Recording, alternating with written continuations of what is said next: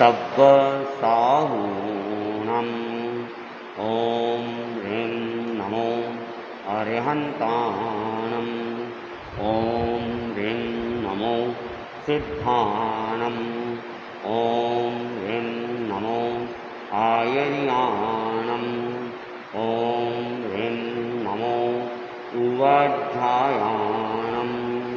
ॐ ह्रीं नमो लोये सब्बसाहूणम्। ॐ ह्रीं नमो अरिहन्ताणम्। ॐ ह्रीं नमो सिद्धाणम्।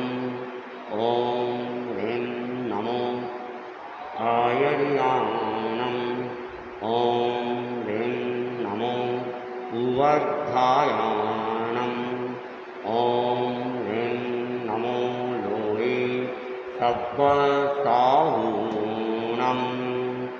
ऐषो पञ्चनमस्कारो सर्वपापनाशनो मङ्गलानं च सर्वेशं परमं हवै मङ्गलं। परमं हवै मङ्गलम्।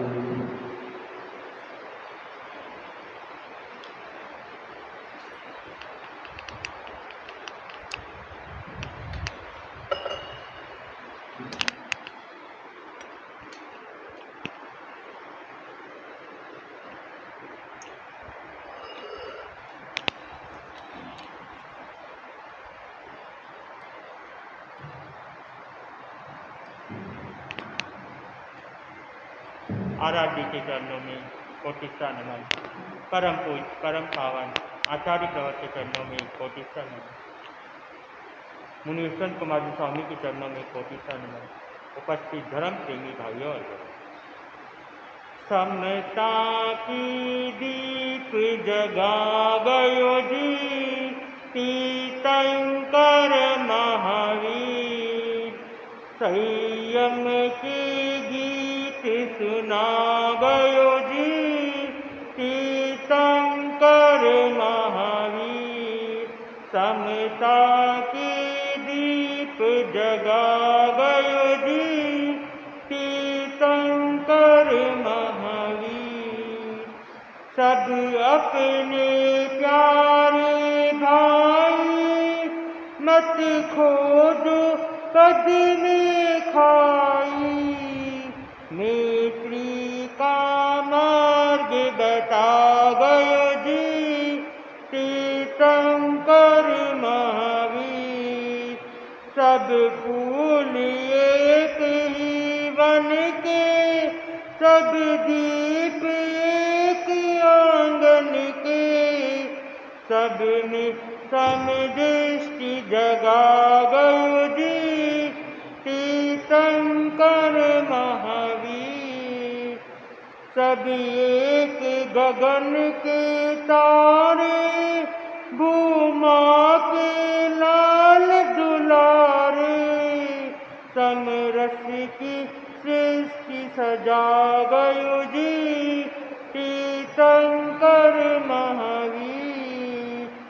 सुख दुख जीवन के साथी मत बुझने दो मत बाटी। साहस की सबक सिखा गयो जी तीर्थंकर महावीर। ये यहाँ ग्रंथ अनेक है जग में, यहाँ पंथ अनेक है जग में। पर मंजिल एक बता गयो जी तीर्थंकर महावीर। कतनी करनी समरस हो बाहर भीतर मधुरस हो। रजुता की राह दिखा गयो जी तीर्थंकर महावीर। खान पीन में समता मरने जीने में समता। आत्मा में लगन लगा गयो जी तीर्थंकर महावीर। समता के दीप जगा गयो जी तीर्थंकर महावीर। संयम के गीत सुना गयो जी तीर्थंकर महावीर। तीर्थंकर महावीर। अपने बात चल रही थी महासती सीता के बारे में। विभीषण सीता से मिलने अशोक वाटिका चला जाता है। अशोक वाटिका में सीता का मन में विश्वास जगा जाता है कि मैं तुम्हारे साथ हूँ, मैं भाई के साथ नहीं हूँ। और वहाँ से लौट के सीधा रावण के पास आता है। रावण को समझाने की बहुत कोशिश करता है, लेकिन रावण कहता है मेरा आपसी मामला है, तुम्हें इसके बीच में पड़ने की कोई जरूरत नहीं। विभीषण कहता है आपके आपसी मामले में मुझे बीच में पड़ना नहीं है, लेकिन ये सिर्फ आपका मामला नहीं है, ये पूरी लंका का मामला है और पूरी जनता के हित के मामले बारे में सोचना जरूरी है। इसलिए मैं तुम्हारे पास आया हूँ और तुम्हारी आपसी मामले में मुझे कोई लेना देना नहीं। रावण कहता है मैं अच्छी तरह जानता हूँ हित और अहित के बारे में, तुम्हें इसके बीच में पड़ने की जरूरत नहीं है, जितना कहा जाए उतना तुम अपना काम करो। विभीषण वहाँ से उदास होके अपने कक्ष में आ जाता है, चिंतन करने बैठ जाता है कि अब क्या करूं, कैसे करूं। ये तो सीता में बहुत बल है, शक्तिशाली है और वो रावण से लड़ सकती है, लेकिन मुझे किसी भी हालत में सीता के लिए कुछ ना कुछ करना पड़ेगा, उसकी सहायता करनी पड़ेगी, उसकी मदद करनी पड़ेगी। विभीषण यहाँ चिंतन में रहता है। वहाँ सुग्रीव हनुमान को लेके राम के पास पहुंच जाता है।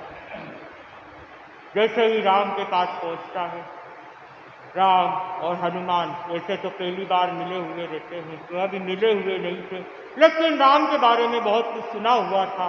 उनका न्याय, निष्ठा, आचार, मर्यादा ये सब सुना हुआ था। तब से ही हनुमान राम का भक्त होता है और जैसे ही राम से मिलता है, पहली बार मिलने का मौका मिलता है और उसका रग रग खुश से खुश हो जाता है और अपने आप में इतनी शांति का अनुभव करता है और वो जैसे तो भक्त था, अब तो परम सेवक बन जाता। अब सुग्रीव अपनी बात रखते हुए राम से कहता है ये हनुमान है और ये ऐसे तो रावण का एक समय में रावण का दोस्त हुआ करता था, लेकिन रावण ने इसके साथ धोखा किया और न्याय नहीं करने से अब उसका दुश्मन बन चुका है और ये अभी हमारी सहायता करना चाहता है। और सीता को खोजने के लिए इससे कोई उपयुक्त व्यक्ति यहाँ पे मुझे दिखाई नहीं दे रहा है। ये इतना बलशाली है, इतना ताकतवर है कि ये लंका में जाके सीता की खोज करके आ जाएगा। राम को पहले तो संदेह था कि ये रावण का दोष होने के कारण क्या ये हमारी मदद करेगा, कहीं वहाँ जाके गलत तो नहीं जाएगा। फिर भी राम को सुग्रीव पे विश्वास था और हनुमान की बातों में विश्वास हो जाता है और उसे कहता है, राम कहते हैं तुम जाओ सीता की खोज करके हो, कहाँ है, कैसी है, समाचार लेके आओ। राम हनुमान से ये बात कहते हैं। हनुमान कहता है पापा आशीर्वाद दो, मुझे जाने की आज्ञा दो। और वहाँ से आज्ञा लेके जैसे ही मुड़ता है, 8-10 कदम चलता है, वापस मुड़ के आ जाता है। राम पूछते क्या बात होगी, अभी तो तुम हमारे से आशीर्वाद लेके गए हो और वापस मुड़ के आ गए हो 10 कदम चलते ही। हनुमान कहता है मैं सीता के पास जा तो रहा हूँ, उसे आपका समाचार दे दूंगा। लेकिन वो विश्वास कैसे करेगी मेरी बात पे? उसे कैसे मैं विश्वास दिलाऊंगा कि मैं राम का सेवक बन के आया हूँ, राम का दूत बन के आया हूँ? और आपका कोई संदेश दो कि वो मुझे विश्वास कर सके, आपका संदेश उनके तक पहुंचा सके। तो राम कहता है, अब मैं क्या संदेश दूं? सीता के बिना एक एक पल जीना भी बहुत कठिन लग रहा है, और खाना पीना तो जैसे छूट ही गया है, और खाने पीने में भी कोई रुचि नहीं रही। अब तो बस हर दम हर क्षण सीता की याद आती है, उसके बिना मैं रह नहीं पाता हूँ। सीता को कहना कि मैं यहाँ ठीक हूँ, मेरी चिंता नहीं करे, तुम अपना ध्यान रखे, अपना शरीर का ध्यान रखे, हम बहुत जल्द पहुँच जाएंगे लंका, और हमने सेना भी इकट्ठी कर ली है, और अगर सीधी तरह नहीं मानेंगे तो युद्ध करके भी तुम्हें बरी करके लाएंगे। अब राम से वापस आशीर्वाद लेता है, वापस दरवाजे तक पहुंचता है। हनुमान 10-20 कदम चल के वापस मुड़ जाता है। जब राम के मन में शंका हो जाती है, क्या बात है बार बार जाने के समय में वापस मुड़ना, वापस आना, तो श्री राम से निवेदन करता है, प्रभु मैं सीता के पास जा रहा हूँ आपका संदेश लेके, लेकिन उसे विश्वास कैसे दिलाऊंगा कि मैं राम का संदेश लेकर आया हूँ, राम का दूत बन के आया हूँ। आप ऐसा कुछ सीख दीजिए जो मैं उसे विश्वास हो जाए सीता को कि मैं राम के तरफ से आया हूँ।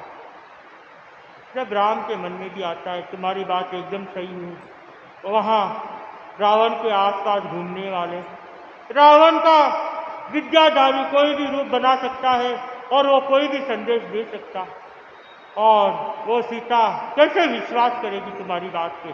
तुम एकदम सही बात कह रहे हो हनुमान।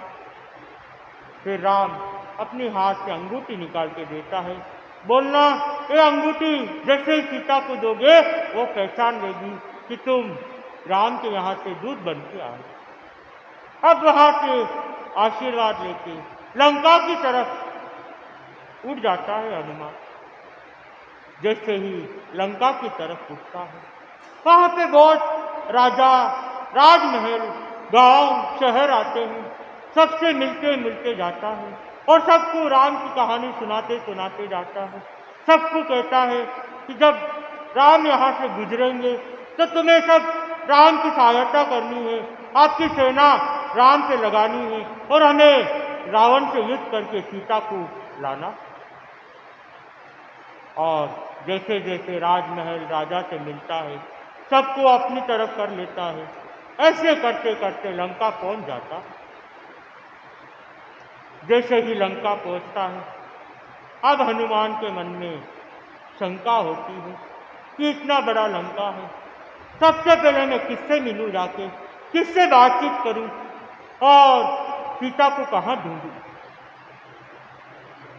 तब उसे मन में ज्ञात आता है, मन में विचार आता है कि मैंने विभीषण के बारे में बहुत कुछ सुना हुआ है, और वो न्याय के पक्ष में है, अन्याय के पक्ष में नहीं, और वो सीता का पक्ष ले रहा है, राम का पक्ष ले रहा है। तो मुझे सबसे पहले विभीषण से मिलना चाहिए। वो विभीषण के कक्ष में पहुंच जाता है। विभीषण जैसे ही हनुमान को देखता है घबरा जाता है कि ये किसके आज्ञा से अंदर आया है और कहाँ से आया है, तुम्हें कभी पहले यहाँ देखा नहीं, और तुम्हें तो जब पहले देखा था तब तो तुम्हें तो रावण ने निकाल दिया था यहाँ से, अब क्यों आए हो यहाँ, क्या काम है? तब हनुमान कहता है मैं अभी रावण का पक्ष लेने नहीं आया हूँ, मैं राम का दूत बन के आया हूँ, मैं सीता की खबर लेने आया हूँ। मुझे राम ने भेजा है यहाँ पे सीता की खबर लेने, और मैं सीता से मिलने से पहले मुझे आपसे मिलना उचित लगा, तो मैं आपके कक्ष में आ गया।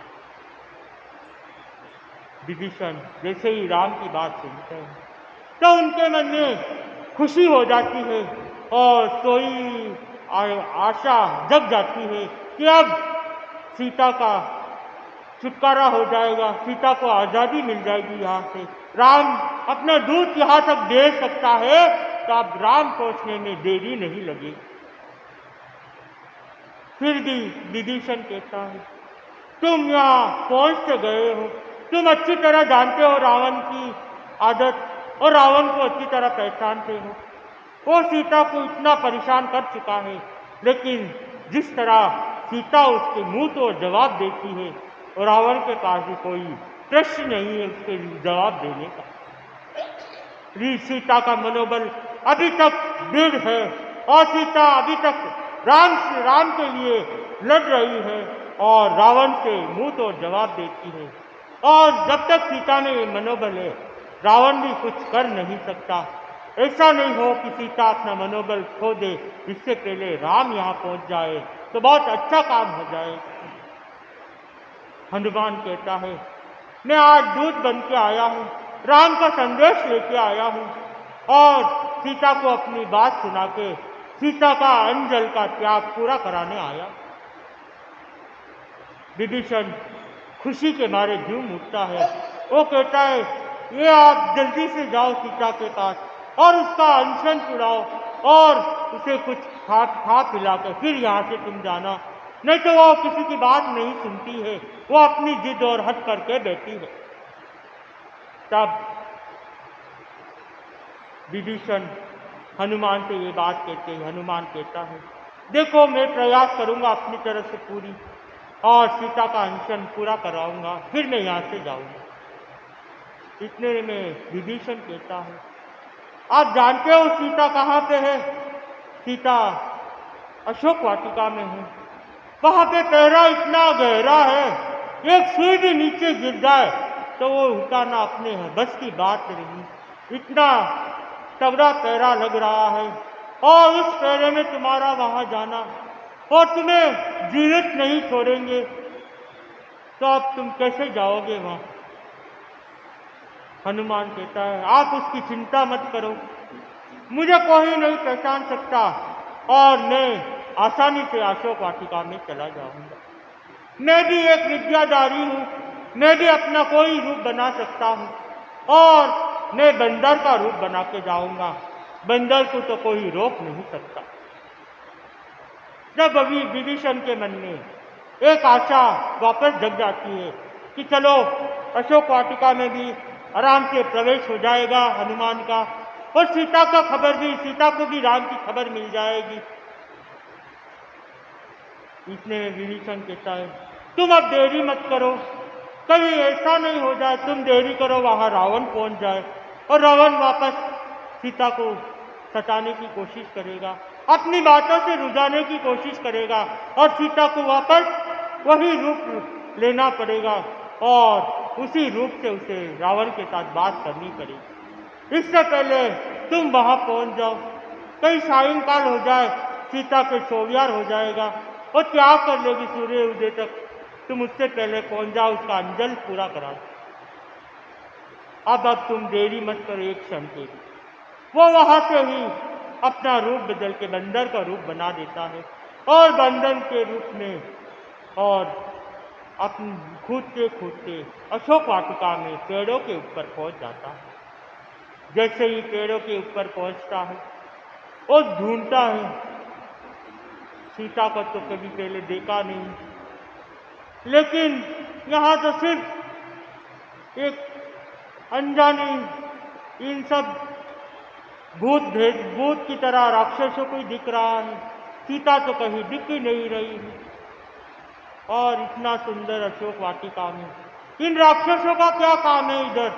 और इतने सारे फल फूल लग रहे हैं, सुगंधित फूलों से, फल फूलों से सुगंध आ रही थी पूरी अशोक वाटिका। वो वहां खो जाता है और सीता को ढूंढने लग जाता है। सीता के सामने श्री जटा बैठी हुई रहती है और सीता का चेहरा नजर नहीं आता। वो घूमते घूमते सीता के जिस वृक्ष के नीचे बैठी रहती है वो ऊपर आ जाता है और श्री जटा का जाने का इंतजार करता है कि कब श्री जटा यहाँ से उठ के जाए और मैं राम का संदेश वहां पहुंचाऊं।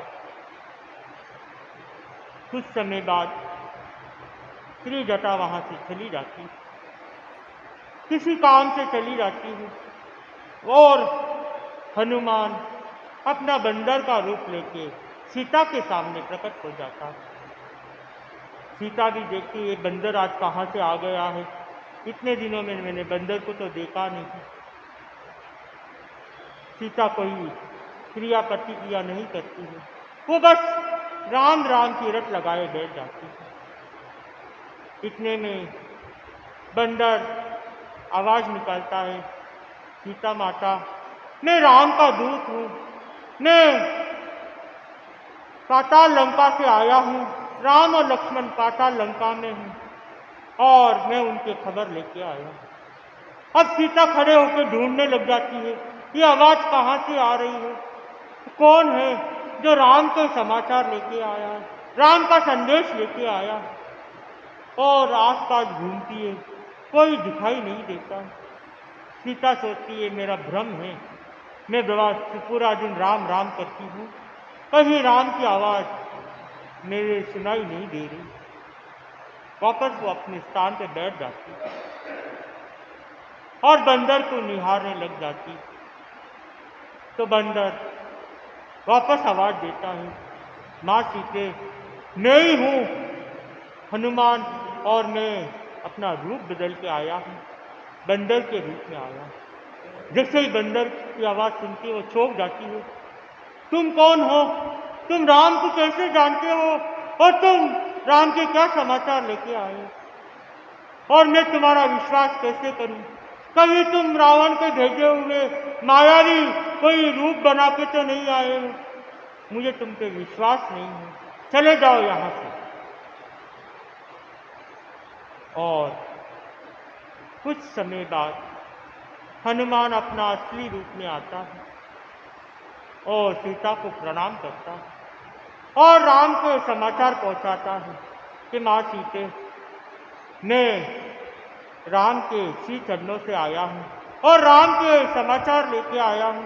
राम ने यह संदेश भेजा है कि हम यहाँ तुम्हारे बिना अधूरे हैं, खाना पीना भी छूट गया है और रात की नींद उड़ चुकी है, रात और दिन तुम्हारी चिंता लगी रहती है, तुम कैसे हो, कहाँ हो, किस हाल में हो और धैर्य बना के रखना, हम कुछ ही दिन में तुम्हें छुड़ाने पहुंचने वाले हैं। सीता को ये बात सुन के खुशी हो जाती है और मन में हर्ष उल्लास हो जाता है, लेकिन सीता के मन में वापस प्रश्न उठता है, कहीं ये मायावी तो नहीं, रावण अभी कुछ दिन पहले ही बोल के गया था कि मैं राम का सिर कटा के भेज दूंगा और फिर सिर कटा के तुम्हारे सामने प्रस्तुत कर दूंगा, कहीं ये रावण का ही कोई मायावी व्यक्ति तो नहीं। सीता कहती है मैं तुम पे कैसे विश्वास करूं कि तुम राम भक्त हो, राम के दूत हो, तुम मुझे विश्वास नहीं हो रहा है। तो हनुमान कहता मेरे को पता था तुम मेरी बातों पे विश्वास नहीं करोगी और इसीलिए मैं राम की निशानी लाया हूँ। और वो अंगूठी सीता को दे देता। जैसे ही वो अंगूठी देखती है सीता के पैर जमीन पे नहीं टिकते हैं और खुशी के मारे आंखों से आंसू निकल आते हैं। वो पूछने लग जाती है हम मेरे राम कैसे हैं, ठीक तो है, खाना पीना तो खा रहे हैं, मेरी चिंता तो नहीं कर रहे हैं, और लक्ष्मण कैसा है, लक्ष्मण को कहना क्रोध मत करे, शांत रहे, मैं बिल्कुल ठीक हूँ, मेरे सुख की समाचार वहाँ पहुँचा देना, तुमको देख के मुझे बहुत खुशी हो रही है, लेकिन तुम यहाँ से चले जाओ, जब रावण आएगा तुम्हें छोड़ेगा नहीं, मार देगा, तुम यहाँ से चले। इतने में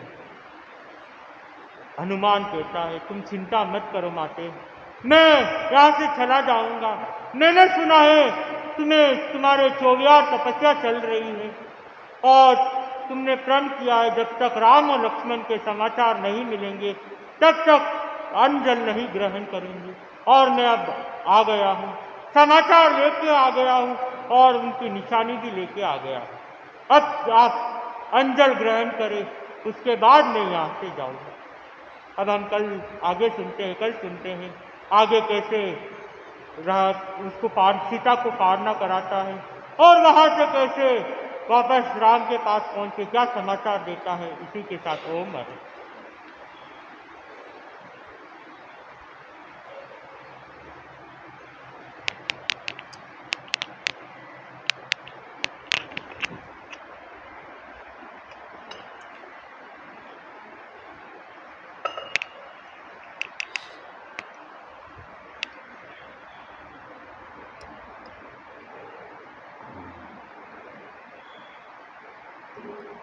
पन्नगेत सुरेन्द्रे च कौशिके पाद संस्पृशि निर्विशेष मनस्काय श्री वीरस्वामिने नमः।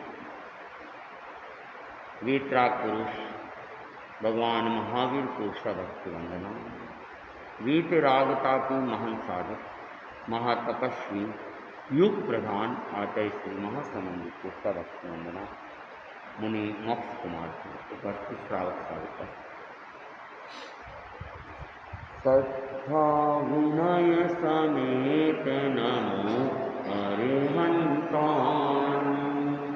श्रद्धा विनय समेत नमो अरिहंतान।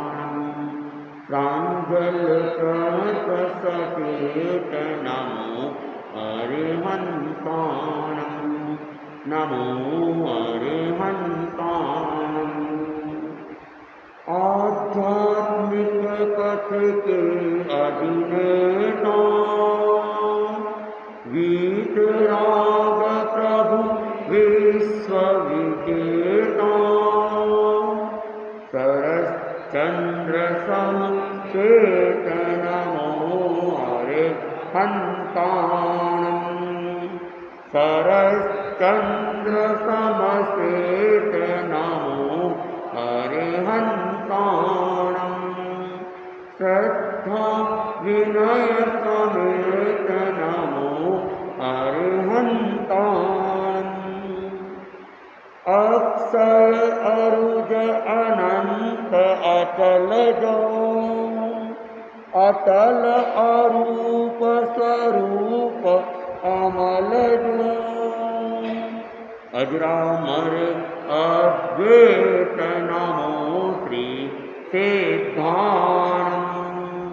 अजरामर अद्वैत नमो श्री सिद्धानंद।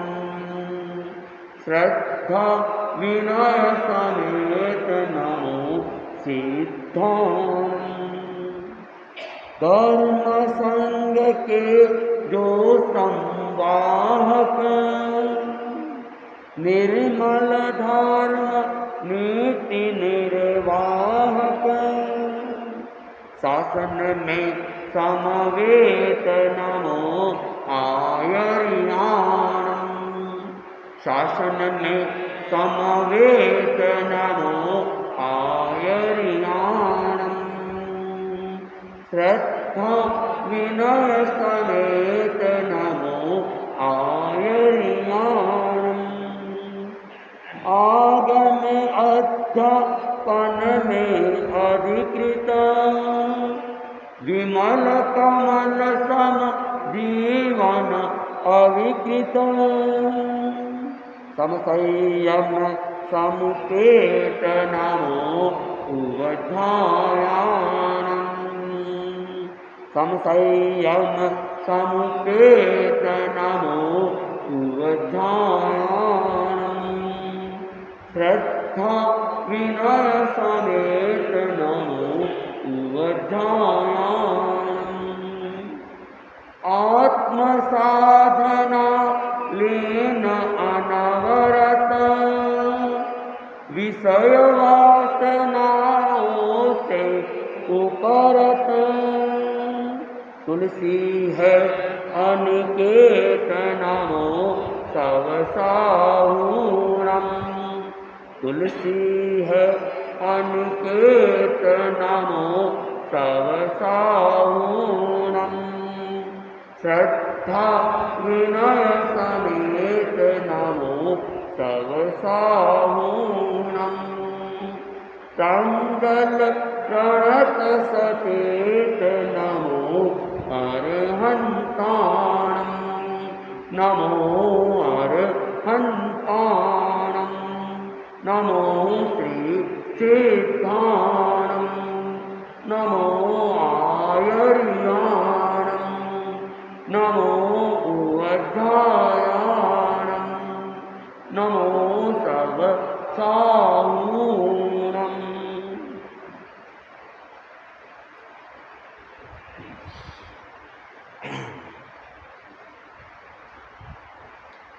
लाभालाभे सुहे दुखे जीविये मरणे तहाँ समो निंदा प्रशंसासु तहा मानाव मानो।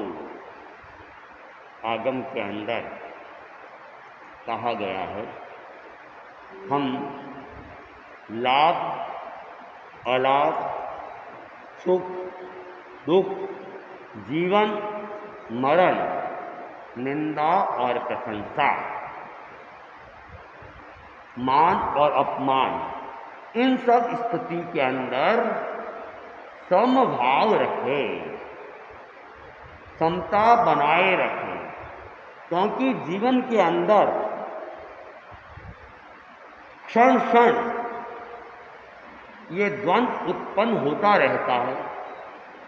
कभी सम्मान की स्थिति बन जाती है तो कभी अपमान की स्थिति भी बन जाती है।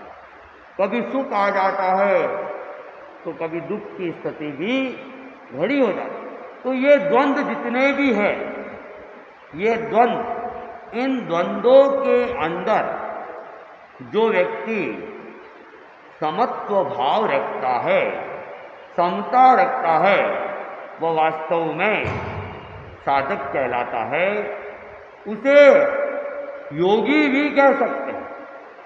केवल वेश परिवर्तन ही योगी की परिभाषा नहीं है बल्कि भीतर में साधना की स्थिति जितनी जितनी आगे बढ़ती है व्यक्ति ग्रस्त अवस्था में रहकर भी योगी बन जाता है। आप लोग ने नाम सुने होंगे, कबीर जी का भी नाम सुना होगा, रहीमन का भी नाम सुना होगा और मीरा का भी आप लोग नाम सुनते हैं। इन्होंने कोई संन्यास नहीं लिया था, कोई मुनि अथवा साध्वी दीक्षाएं नहीं ली थी, लेकिन घर में रहते हुए भी ये साधना की उस भूमिका तक पहुंच गए थे कि ये किसी संत से कम नहीं थे। तो कबीर जी को भी आज लोग संत के रूप में पुकारते हैं, याद करते हैं। रहीम जी को भी संत के रूप में याद करते हैं। मीरा को भी एक भक्ति पवित्री के रूप में भक्ता के रूप में आज भी स्मरण करते हैं क्योंकि इन्होंने जो अपनी साधना की जो लो जगाई थी वह लो न केवल उनके लिए ही बल्कि उन्होंने जन कल्याण के लिए भी उस लोक को जागृत करने का प्रयास किया। और हम देखते हैं आज भी कबीर जी के रहीम जी के अनेक अनेक दोहे और गीत वगैरह जो कि वैराग्य उत्पन्न करने वाला वैराग्य को बढ़ाने वाला।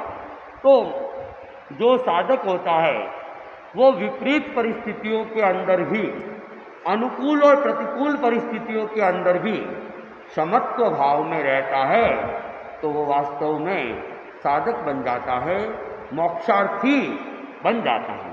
भगवान महावीर ने हमें जो साधना का मार्ग दिया वो साधना का मार्ग यही है कि समता भाव का विकास होता रहे।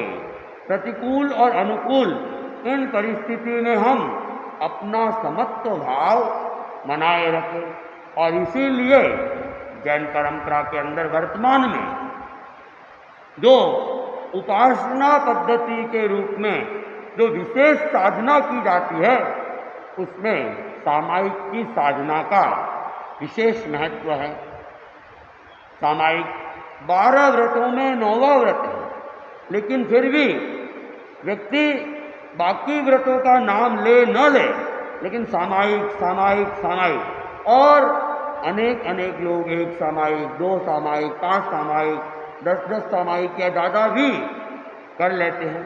तो ये जो सामायिक की बात है, ये सामायिक की बात केवल करेमी भंते का पाठ नहीं है, केवल त्याग लेके मुंह बांध के बैठने की बात नहीं है, बल्कि अपने भीतर अनुकूल प्रतिकूल परिस्थिति के अंदर समत्व भाव को जागृत करने का भाव जो है वही समता है और वही साधना है।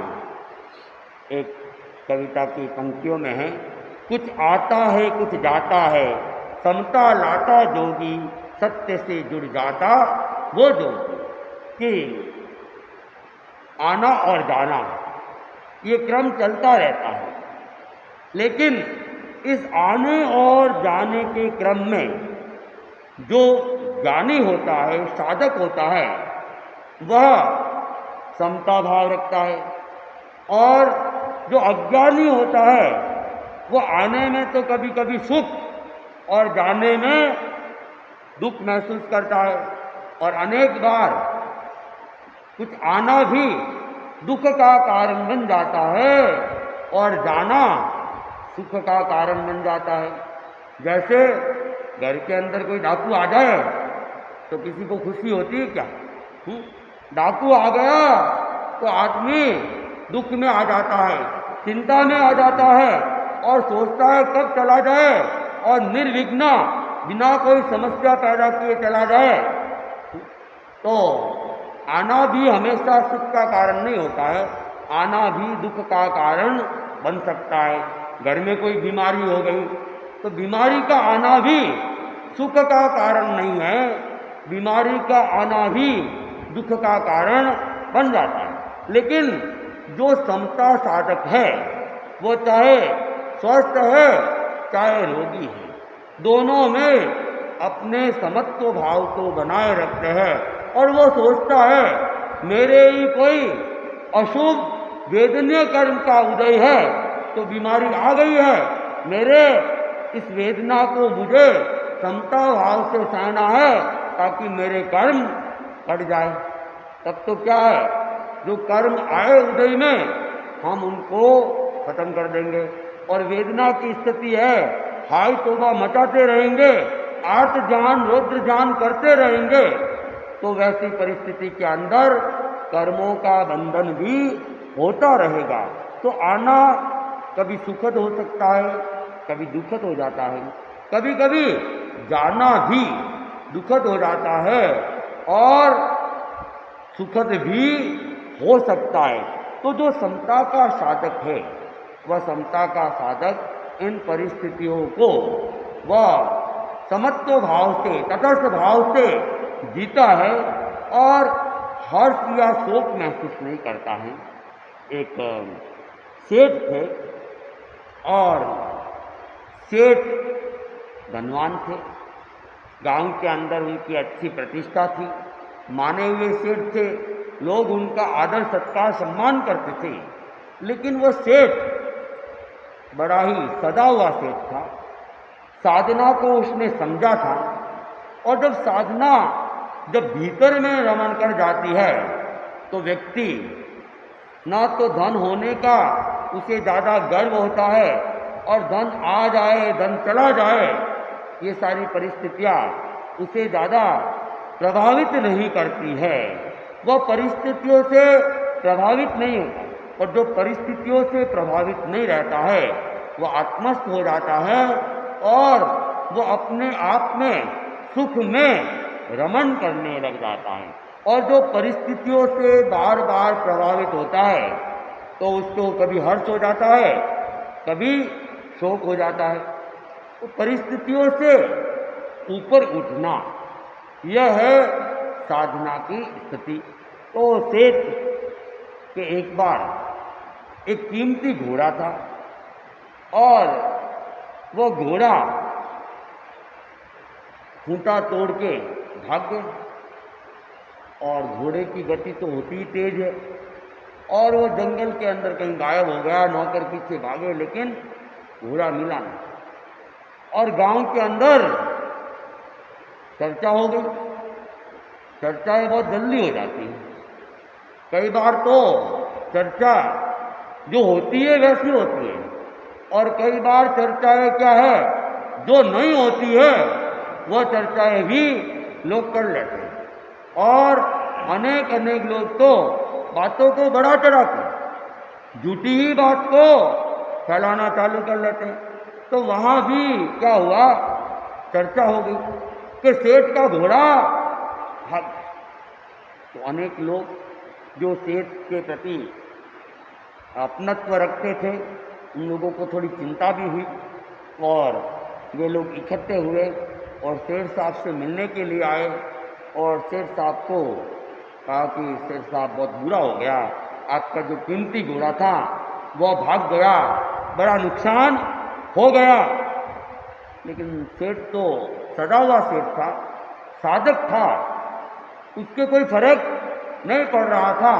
और उन लोगों की बातें सुनी और उसने कहा क्या पता बुराई हुआ है, नुकसान ही हुआ है। और ये कह के उन्होंने बात को आई गई कर ली, उसे ज़्यादा गंभीरता से नहीं, नुकसान हो गया, लाभ और हानि ये तो चलते रहते हैं। तो सेठ उस लाभ हानि की कोई चिंता नहीं कर रहे थे। लोग वापस चले गए। कुछ दिन बीत गए। वो घोड़ा जो जंगल में भाग गया था वो फिर लौट के आ गया, और लौट के क्या आया, उसके साथ में 3 घोड़े और आ गए। जंगल में उसने अपने मित्र बना दिए, और वे मित्र घोड़े भी उसके साथ साथ में वापिस आ गए। वापिस आए, फिर चर्चा हो गई कि सेठ का घोड़ा तो भागा था जंगल में, अरे वो तो वापिस आ गया और साथ में 3 घोड़ों को और लेके आ गए। तब लोग जो आए थे पहले नुकसान का कहने के लिए, वे फिर आते कि सेठ साहब घोड़ा तो जंगल में भागा, अच्छा ही हुआ था, और ये भाग के नहीं जाता तो ये घोड़े 3-3 घोड़े कैसे आते, तो ये तो लाभ का ही सौदा हुआ। तो सेठ साहब ने कहा क्या पता लाभ का ही सौदा हुआ, ये कौन जानता है, क्योंकि ज्ञानी तो है नहीं। विशिष्ट ज्ञानी हो तो वे तो देख सकते हैं, जान सकते हैं कि ये लाभ है या हानि है, आने वाली घटनाएं क्या क्या घटित होगी। तो सेठ उस स्थिति में भी ज़्यादा हर्षित नहीं हुआ कि चलो 3 घोड़े का फायदा तो हुआ, 3-4 दिन घोड़ा अलग रहा, लेकिन 3 घोड़े का फायदा हो गया, ऐसा भी उसने चिंतन नहीं किया। समय बीतता जा रहा था, और एक बार सेठ का बेटा, जो घोड़े थे जंगली घोड़े, उनको प्रशिक्षण देने के लिए एक घोड़े के ऊपर चढ़ा, प्रशिक्षण दे रहा था। और वे घोड़े तो क्या थे, जंगल के घोड़े थे, स्वतंत्र रहने वाले घोड़े थे। वे कब लगाम को सहन करते, तो वे घोड़े तीनों के तीनों तीव्र गति से भागने लगे, और न तो लगाम का उनके ऊपर कोई असर हो रहा था। तो वो जो जिस घोड़े के ऊपर सेठ का बेटा बैठा हुआ था, गति काफी तेज थी, और अचानक वो सेठ का बेटा उस घोड़े से गिर पड़ा। अब घोड़ा भी तेज गति से भागते हुए घोड़े से गिरेगा तो चोट तो ज़्यादा ही लगनी है। एक तो पड़ी हुई बस के ऊपर से लोग कोई गिर जाए, एक धीमी गति से चालू हुई बस में गिरे तब तो ठीक है, थोड़ी बहुत चोट आ जाएगी। लेकिन अगर बस तीव्र गति से जा रही हो और कोई उस बस से गिर जाए तो उसकी तो हालत क्या होनी है। तो वो घोड़ा भी तीव्र गति से जा रहा था, और तीव्र गति से जाते हुए घोड़े से वह सेठ का बेटा गिरा, और सीधा उसका वो टांग थी, वो टांग एकदम मुड़ गई, सारा का सारा जोर टांग के ऊपर पड़ा और टांग उसकी टूट गई। अब बेटे को लोगों ने घर पहुंचाया होगा, इलाज करवाए, उपचार करवाए, और वे लोग फिर आ गए और फिर आए कि ये जंगली घोड़े क्या आए, और ये घोड़े नहीं आते तो ही अच्छा था, ये घोड़े आए और इसके कारण से आपका इकलौता बेटा था और आपका इकलौता बेटा लंगड़ा हो गया, ये तो बड़ा नुकसान हो गया। तो शेर तो अपनी समता की साधना में सदा हुआ योगी था, एक तरह से उसने फिर कह दिया क्या पता नुकसान नहीं हुआ।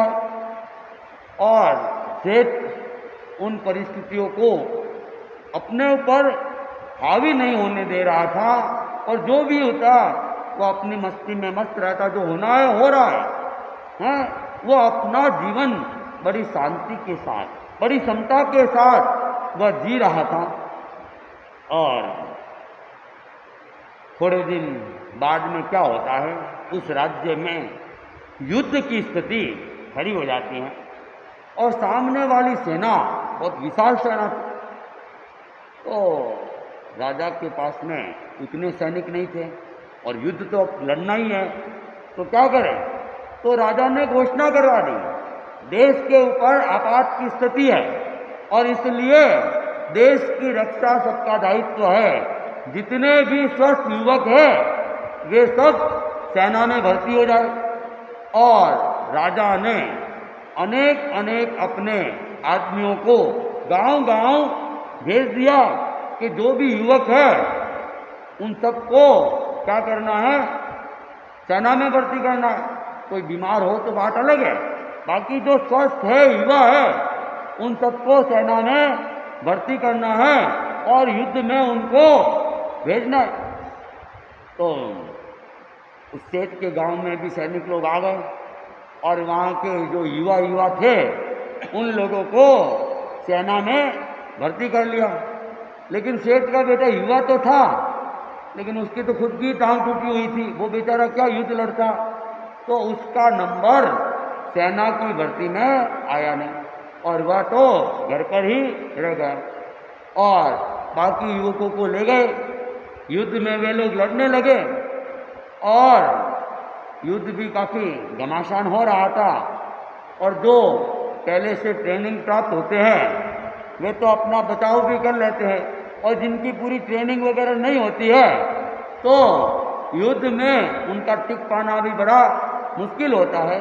तो संयोग ऐसा बना कि गांव के जितने युवक थे के सारे युद्ध के अंदर काम आ गए। गांव के अंदर एक तरह से मातम छा गया।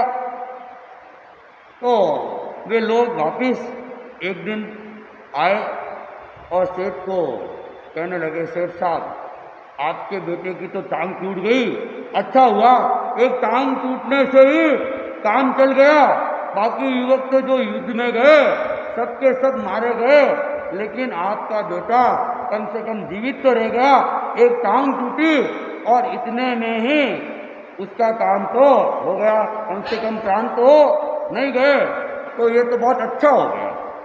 तो ये संसार की वास्तविक स्थिति है। छोटी छोटी बातें होती है और व्यक्ति क्या करता है, उसको सुख और दुख का हेतु बना ले। और आचार्य महाप्रज्ञ जी कहते हैं कि दुख कहीं और नहीं है, दुख तो हम खुद पैदा करते हैं। संवेदनाएं हम जितनी जितनी करेंगे दुख पैदा हो जाएगा। परिस्थितियां घटित होती रहती है, लेकिन उन परिस्थितियों को दिमाग के भीतर नहीं घुसेंगे तो व्यक्ति ज़्यादा प्रभावित नहीं होगा। और जैसी परिस्थिति है उसको दिमाग में घुमाएंगे तो सुख या दुख की स्थिति पैदा होगी। संवेदनाएं हम जैसी जैसी करेंगे, चाहे वो सुख की हो चाहे दुख की हो, और संवेदना से प्रभावित होने वाला व्यक्ति क्षण क्षण सुखी या दुखी हो सकता है। इसलिए जो संवेदनाओं से ऊपर उठ जाता है और ये जो परिस्थितियां हैं ये स्थायी नहीं है, ऐसा सोच के जो जीवन जीता है तो वह क्या है, हर परिस्थिति में शांत रह सकता है, तटस्थ रह सकता है, और सुख या दुख उसे प्रभावित नहीं कर सकते हैं, क्योंकि जीवन है वहाँ अनेक तरह की परिस्थिति आती रहती है। कहा गया है कि कुछ गमता कुछ अगमता है, मन न दुलाता जोगी, सत्य से जुड़ जाता वह जोगी।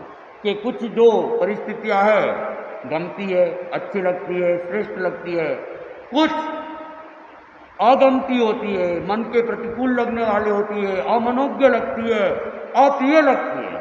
तो प्रियता और अप्रियता में जो बहेगा वह जीवन में कभी भी शांति को प्राप्त नहीं कर सकता है। जो प्रियता और अप्रियता से ऊपर उठ जाता है वह क्या है, सुख को प्राप्त करता है। कभी मन को भाने वाली स्थिति पैदा हो जाती है, घर में बच्चे का जन्म हुआ और आदमी ने खुशियां मनानी चालू कर दी, हर्षित हो गया, सुख को महसूस करने लग जाता है। और बेटे की अगर मृत्यु हो जाए तो आदमी फिर दुखी होने लग जाता है, क्योंकि वह घटना उसे अप्रिय लगती है, अमनोज्ञ लगती है और वह शोक और संवेदना के अंदर चला जाता है। तो ये जन्म मरण की प्रक्रिया, लाभ हानि की प्रक्रिया व्यापार करते हैं। कभी एक साथ अच्छा लाभ हो जाता है और आदमी गर्व में आ जाता है, अभिमान में आ जाता है, और वापिस कभी झटका लग जाए, नुकसान हो जाए, फिर वह चिंता में पड़ जाता है। तो ये परिस्थितियां तो क्या है, चलती रहती है। इसलिए आदमी को निरंतर ये अनुभव करना चाहिए, अनुप्रेक्षा करनी चाहिए, परिस्थितियों से प्रभावित मैं न बनूं। चाहे वह परिस्थिति अनुकूल हो, चाहे वह परिस्थिति प्रतिकूल हो, मैं उसमें समभाव बनाए रखूं, उससे प्रभावित नहीं।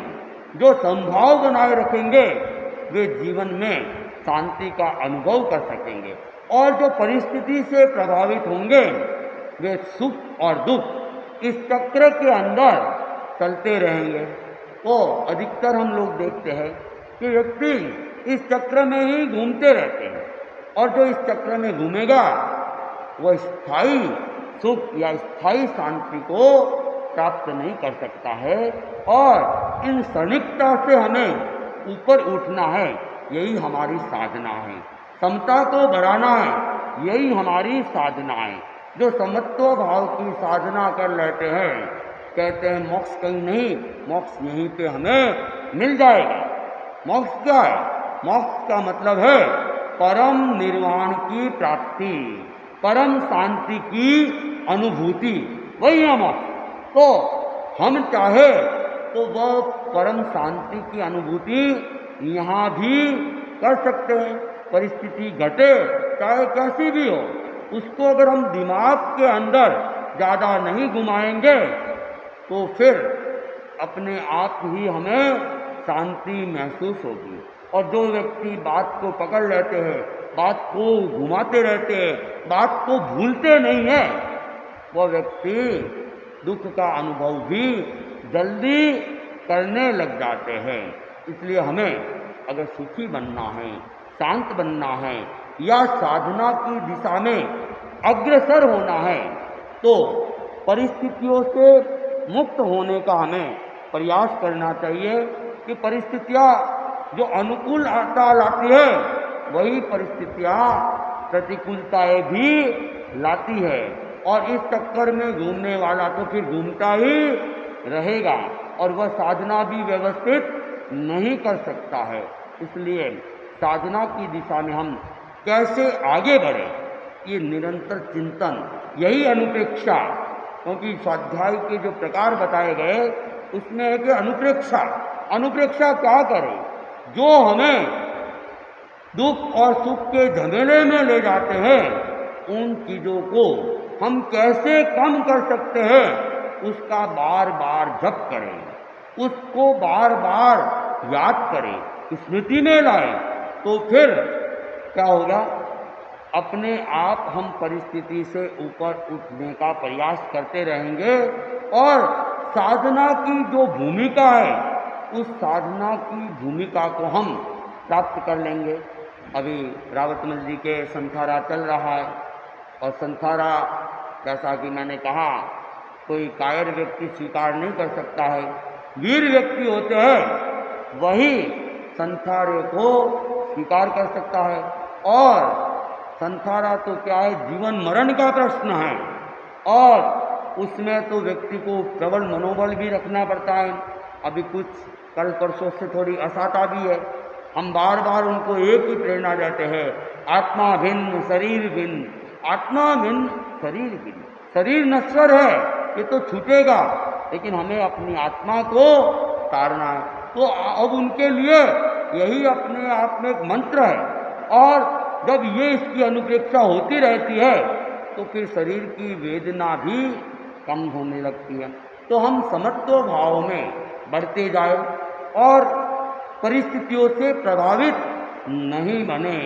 परिस्थितियाँ बहुत सारी आती है, समाज में रहते, घर में रहते, परिवार में रहते, बहुत सारी स्थिति आती है। साधक के लिए है कि वहाँ पर क्या है, वह समता बनाए रखे। और साधु के लिए कहा गया है, साधक के लिए कहा गया है, देखो सुनो बको मत। कि साधु होता है, साधक होता है, बहुत कुछ देखता है, बहुत कुछ सुनता भी है, लेकिन सब बातें देखी हुई और सब बातें सुनी हुई बोलने की नहीं होती है। उसको ज्ञाता दृष्टा भाव से देखना और ज्ञाता दृष्टा भाव से सुनना, ये साधना है। और जो देखी सुनी बात को बकता है, बोलता है, कहते हैं वो वास्तव में ज्ञानी नहीं हो सकता है। तो जो साधक होता है तो ज्ञान के मार्ग पर आगे बढ़ता जाए इन भावनाओं के साथ। ओम अरहम आज का एक दिवसीय त्याग टोस्ट खाने का त्याग है। उपवास के प्रत्याख्यान वाले कोई हो तो देवगुरु धर्म की साक्षी सु कल सवेरे सूर्योदय तक तीनों आहार के त्याग है, रात को चारों आहार के त्याग है, कच्चे पानी के त्याग है।